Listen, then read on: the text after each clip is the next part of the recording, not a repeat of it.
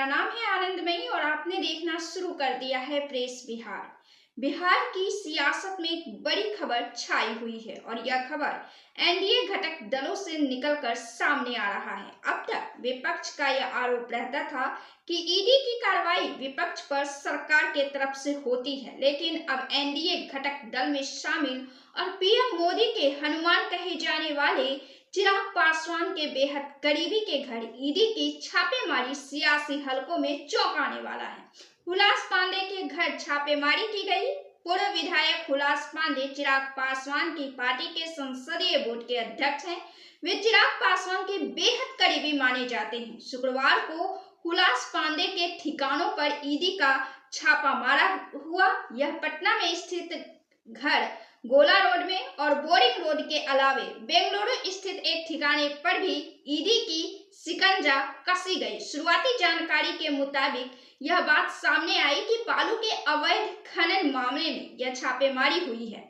आपको यह भी बताते चले कि बिहार में अवैध बालू खनन मामला काफी बड़ा है। क्या पक्ष और क्या विपक्ष राजनीतिक पार्टियों के नेताओं का नाम इसमें शामिल है। इस मामले में पुंज सिंह समेत कई बालू कार्रवाई को ईडी का सामना करना पड़ा है। ईडी के मुताबिक हुलास पांडे भी बालू के अवैध खनन मामले में सिंडिकेट से जुड़े हुए थे, लेकिन सियासी हलकों में जो चर्चा जोर पकड़ रही है वो बालू खनन से अधिक दस्तावेजों को लेकर है। यह दावा किया जा रहा है कि कई ऐसे दस्तावेज हाथ लगे हैं जिससे कुछ राजनेता बेनकाब हो सकते हैं। करोड़ों के लेन देन से संबंधित कई दस्तावेज हाथ लगे हैं।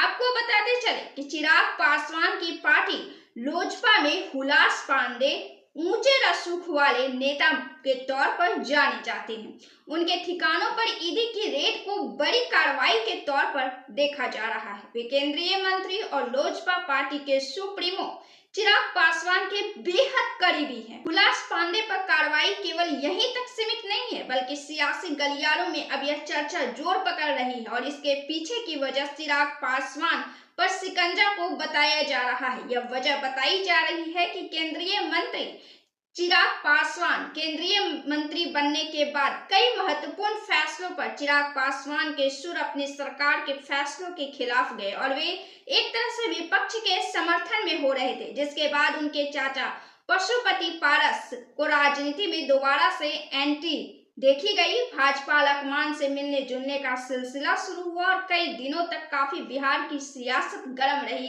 कि चिराग पासवान पर शिकंजा कसने के लिए एक बार फिर से पशुपति पारस की एंट्री हुई है।